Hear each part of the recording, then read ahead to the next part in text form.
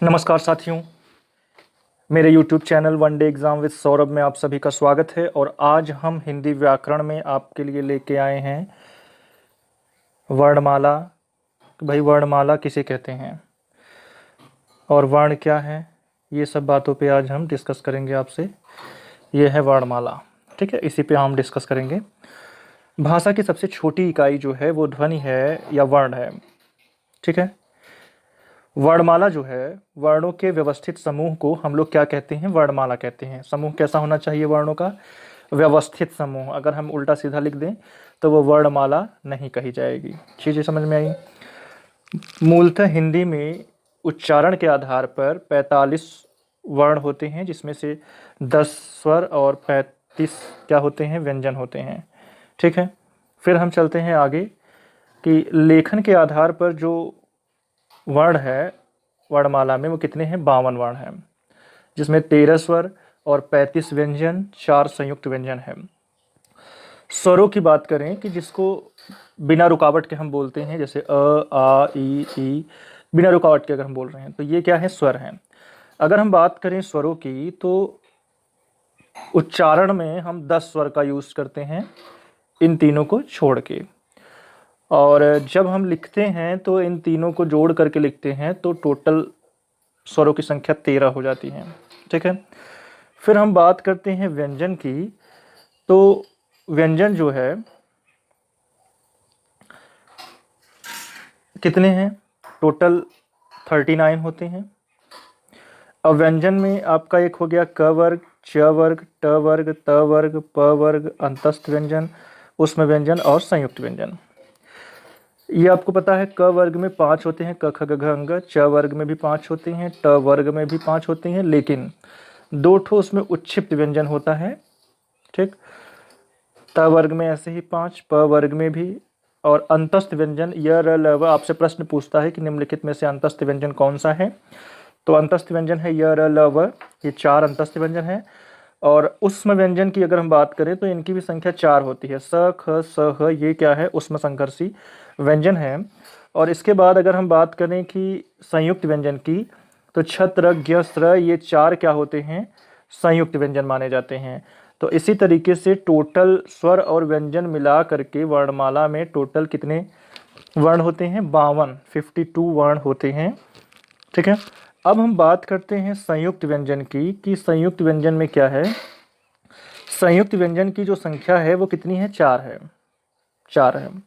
अब से 6 से क्षत्रिय जो है वो क और खटकोड़ वाले स से मिलकर बना है।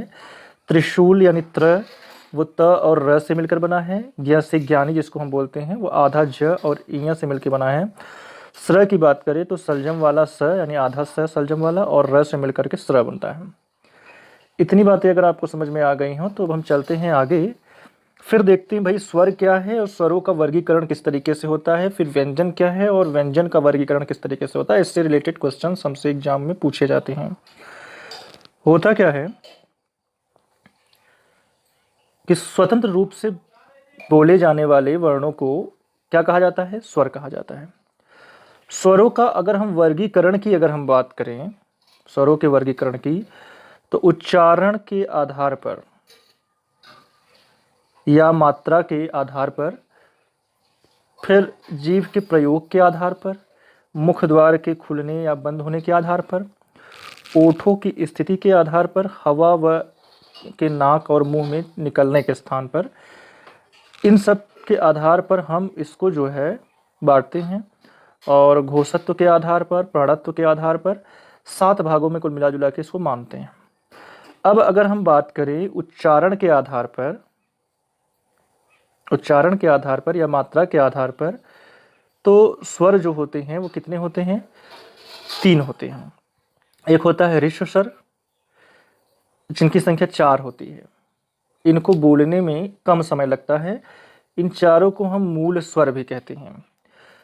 अगला है दीर्घ स्वर, जैसे आ, बड़ी ई, बड़ा ऊ, ए उ, औ।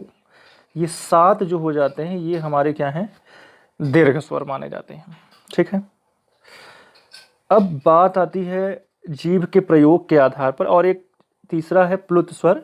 जैसे कोई चीज़ हम लंबा बोलते हैं, जैसे ओम, या राम। तो चीज़ें जब लंबी हो जाती हैं तो हम इसको इस तरीके से लिख देते हैं, ये राम। ठीक, तो अब चलते हैं जीभ के प्रयोग के आधार पर कितने माने जाते हैं। एक होता है अग्र स्वर, और एक होता है मध्य स्वर, एक होता है पश्च स्वर। 3 स्वर होते हैं।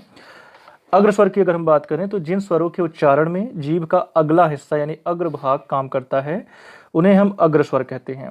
जैसे अग्र स्वरों की संख्या ये 4 है, ई ए ये 4 अग्र स्वर है, और ये हमसे प्रश्न पूछा जाता है कि भाई निम्नलिखित में से कौन सा अग्र स्वर है। तो इसमें से अगर ये चारों आपको याद है तो आप फटाफट इसका आंसर दे सकते हैं। ई ए ये क्या है, 4 हैं, अग्र स्वर हैं। इसके बाद बात करते हैं मध्य स्वर की। मध्य स्वर में यानी जिन स्वरों का उच्चारण जो है वो जीभ के मध्य भाग से होता है, जैसे अ जो है वो मध्य स्वर माना जाता है। ठीक है, फिर आगे चलते हैं, हम बात करते हैं पश्च स्वर की। तो पश्च स्वर यानी जो जिन स्वरों का जो उच्चारण है वो जीभ के पश्च भाग से काम करता है उनको हम पश्च स्वर कहते हैं। और इनकी अगर हम बात करें तो आ, उ, ओ, औ, आ, उसके ऊपर चंद्र बिंदु जो होता है ये होता है पश्च स्वर। ठीक है, पश्च स्वर होता है। फिर आगे हम बात करते हैं मुख द्वार के खुलने के आधार पर। मुख द्वार के खुलने के आधार पर कितने प्रकार के होते हैं। मुख द्वार के खुलने के आधार पर जो स्वर हैं वो 4 प्रकार के होते हैं। पहला है विवृत और अर्धविवृत। अब हम समझते हैं भाई विवृत क्या होता है और अर्धविवृत क्या होता है। जिन स्वरों के उच्चारण में मुख द्वार जो है वो पूरा खुलता है, जैसे कि आ से आम यानी आ जो है वो विवृत है, इसमें पूरा मुख खुलता है, तो इसको हम विवृत स्वर कहते हैं। और आगे अगर हम बात करें अर्धविवृत की, तो अर्धविवृत में क्या होता है कि जिन स्वरों के उच्चारण में मुख द्वार जो है वो आधा, ये गलत लिखा गया है, इसको आप सही करिए, मुख द्वार जो है आधा खुलता है उसे हम अर्धविवृत कहते हैं। जैसे अ, ए, औ, आ, इसमें अर्धविवृत इसको कहा जाता है क्योंकि इसमें जो स्वरों का उच्चारण होता है उसको करते समय हमारा मुख द्वार जो है वो आधा खुलता है। फिर बात करते हैं हम अर्ध स्वर की, अर्ध संवृत। अर्ध संवृत में क्या होता है कि जिन स्वरों के उच्चारण में मुख द्वार जो है वो आधा बंद रहता है, जैसे ए, ओ, इसमें मुख द्वार आधा बंद रहता है, इसीलिए हम इसको अर्ध संवृत कहते हैं। और आगे हम बात करते हैं संवृत की। तो संवृत में क्या क्या होता है देखते हैं। जिन स्वरों के उच्चारण में मुख द्वार लगभग बंद रहता है, जैसे ई उ, इनको क्या माना जाता है, संवृत स्वर। फिर बात करते हैं हम ओठों के उच्चारण के आधार पर, उनकी स्थिति के आधार पर। अवृतमुखी यानी होठों को गोल बना लेना, और वृत्तमुखी यानी होठों को गोल बनाना, अवृत्त मतलब होठों को गोल ना बनाना। यानी जिन स्वरों के उच्चारण में ओठ जो है वृत्तमुखी यानी गोलाकार नहीं होते हैं उनको हम कहते हैं अवृत्तमुखी। जैसे आ, ई, ए, ये क्या है, अर्ध वृत्तमुखी हैं। अब हम बात करते हैं अगला कि वृत्तमुखी क्या है। वृत्तमुखी में होता है कि जिन स्वरों के उच्चारण में ओठ जो है वृत्तमुखी यानी कि गोलाकार हो जाता है, जैसे उ, ओ, औ, आ, तो इसमें जब हम इसका उच्चारण करते हैं तो होठों का जो आकार होता है वो गोलाकार हो जाता है, और इसलिए इन स्वरों को हम कहते हैं वृत्तमुखी स्वर। अगला चलते हैं कि हवा के नाक व मुंह से निकलने के आधार पर, ये वाला जो टॉपिक है वो हम नेक्स्ट वीडियो में पढ़ेंगे। ठीक है, तो आज का हमारा वीडियो यहीं समाप्त होता है, और जैसा भी आपको लगा ये हमारा वीडियो वो आप कमेंट करके बताइएगा। ठीक है, ओके, थैंक यू।